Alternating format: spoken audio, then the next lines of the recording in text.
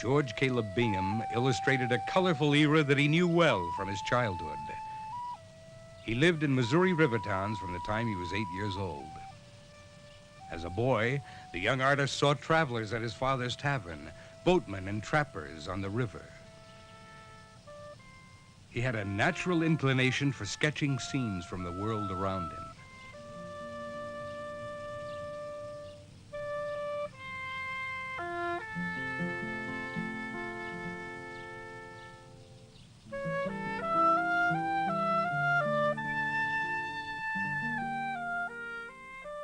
An extensive collection of his pencil and ink sketches attest to his ability to capture minute detail and subtle expression. Most of his major paintings were built from compilations of such sketches.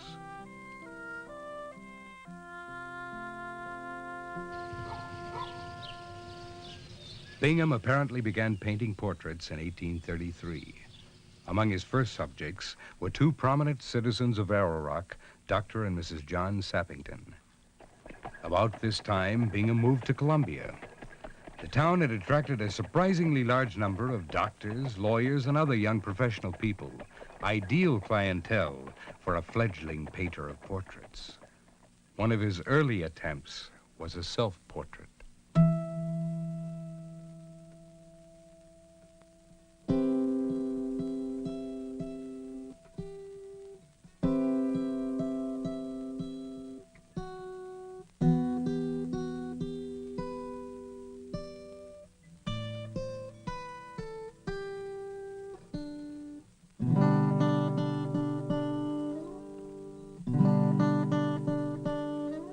Among his first patrons in Columbia was a young lawyer, James S. Rollins, whose office was in the same building as Bingham's studio.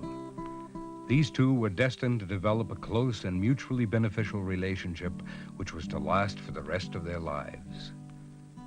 From the beginning, Rollins assisted the artist by arranging for portrait clients, providing legal advice and financial assistance, and lending moral support. Throughout their 45-year friendship, Bingham and Rollins corresponded regularly. Many of Bingham's letters have been passed down through the Rollins family. These, along with some to the artist's family, reveal much about Bingham and his thoughts.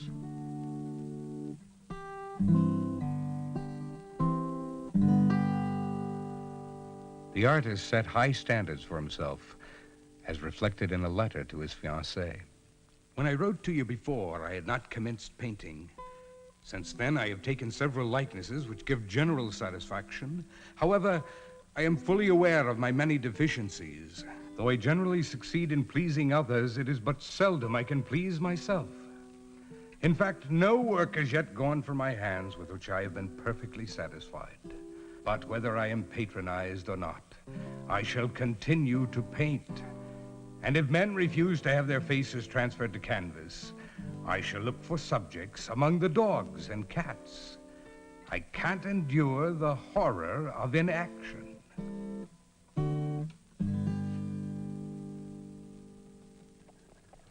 While in Washington, Bingham had a studio in the basement of the Capitol. This provided him the opportunity to paint some of the famous men of the day. John Quincy Adams,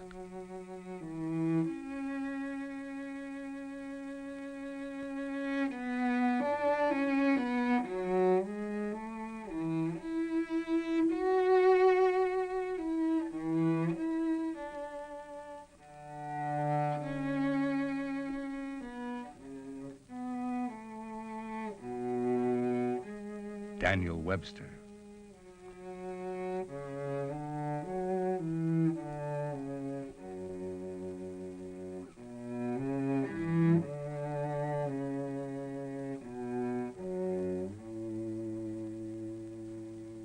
Bingham experimented with other forms of portraiture.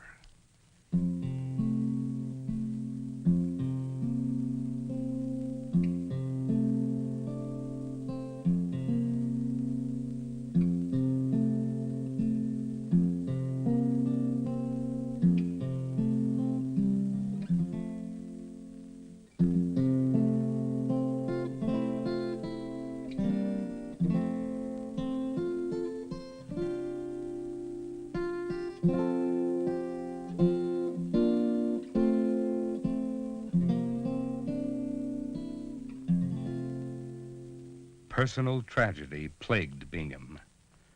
In 1844, his first son, Newton, died. Then 4 years later, his wife passed on. His grief was intense.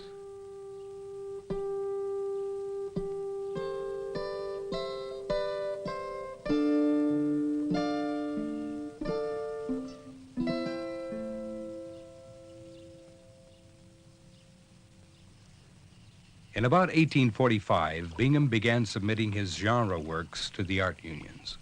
Bingham's first submission, Fur Traders Descending the Missouri, brought $75 and the promise of a ready outlet for his genre work. It was precisely the right moment for Bingham's honest and lively depictions. A growing literature of the West had begun appearing in the 1820s and 30s. Well-known writers such as Irving, Cooper, Whittier, and Longfellow had stirred the interest of the American public with their colorful accounts in prose and verse of Indian life and border warfare.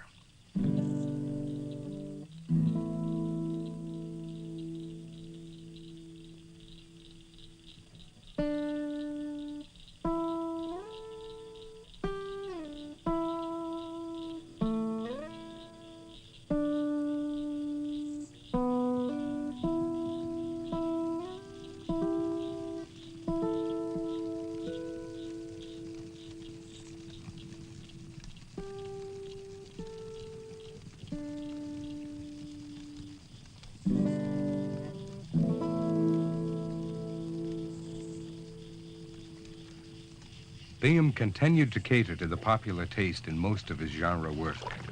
Fur traders, flatboats, and shooting matches were what the people of America, especially those in the East, were interested in seeing. Easterners often derive their impressions of life on the frontier from accounts in the press.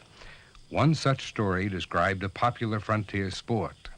Among the sports which the Western freemen engage in during their hours of relaxation, the shooting match holds the first place.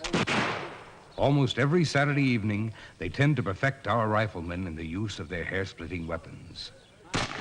Many of these guns are unpromising in appearance, but when in the hands of a marksman, their value is ascertained. At our shooting match for beef, a steer is divided into 5 parts. The shots are generally so thickly planted about the center of the target as to require great scrutiny in determining the conquerors.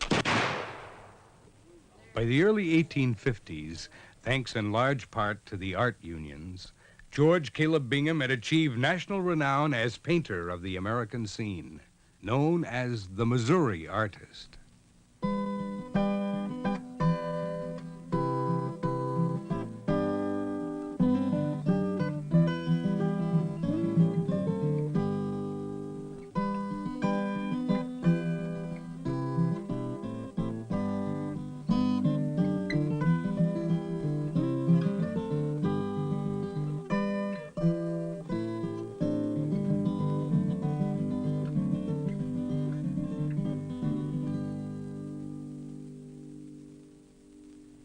Early in his life, George Caleb Bingham developed an interest in politics.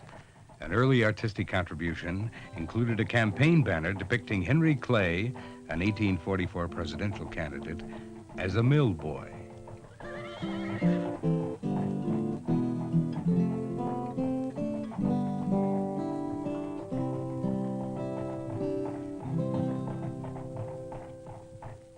Bingham's interest in politics extended beyond parade banners. In 1846, while living in Missouri, he won nomination as the Whig candidate for the state legislature. The ensuing campaign provided a wealth of material for a collection of paintings dealing with the election process. He won the election by a narrow margin, but his opponent, E.D. Sappington, contested the results. The Democratic majority settled the dispute on the floor of the Assembly. Sappington was seated. Bingham, incensed, wrote to Rollins, "As soon as I get through with this affair and its consequences, I intend to strip off my clothes and bury them, scour my body all over with sand and water, put on a clean suit, and keep out of the mire of politics forever.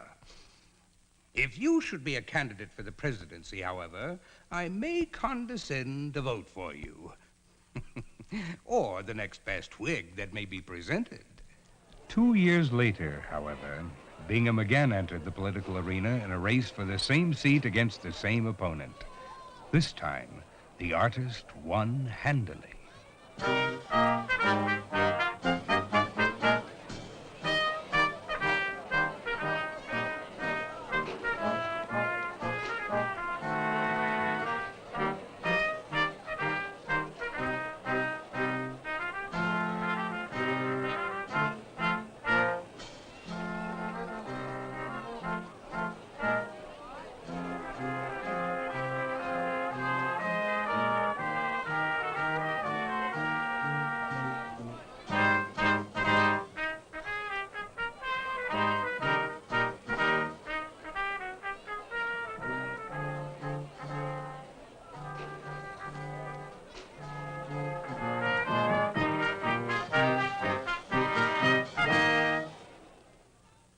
Bingham became intimately involved in the engraving of many of his paintings.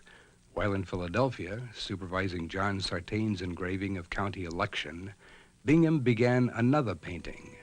He wrote about it to Rollins.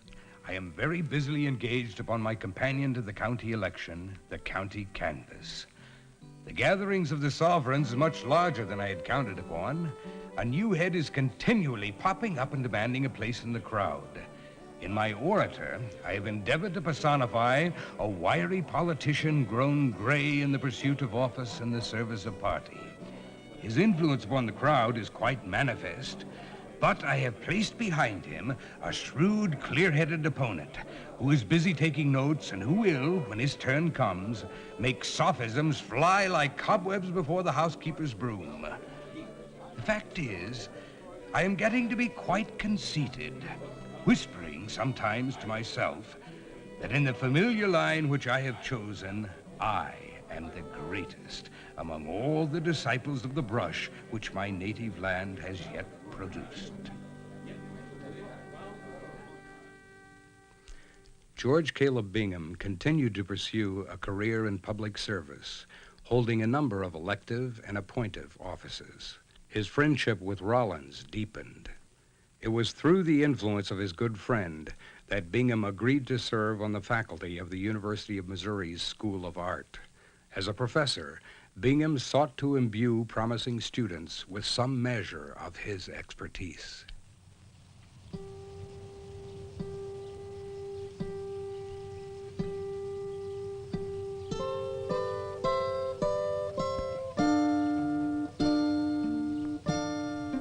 In July of 1879, George Caleb Bingham was suddenly stricken with a severe intestinal disease that took his life. The artist's son, whom he had named Rollins for his lifelong friend, wrote of his father's passing. It was a brief summons, but it will be a consolation to his numerous friends to know that, on account of his sincere religious convictions and his honest, pure, and blameless life, he was ready for this summons from on high and met it with the courage and humility of a true Christian.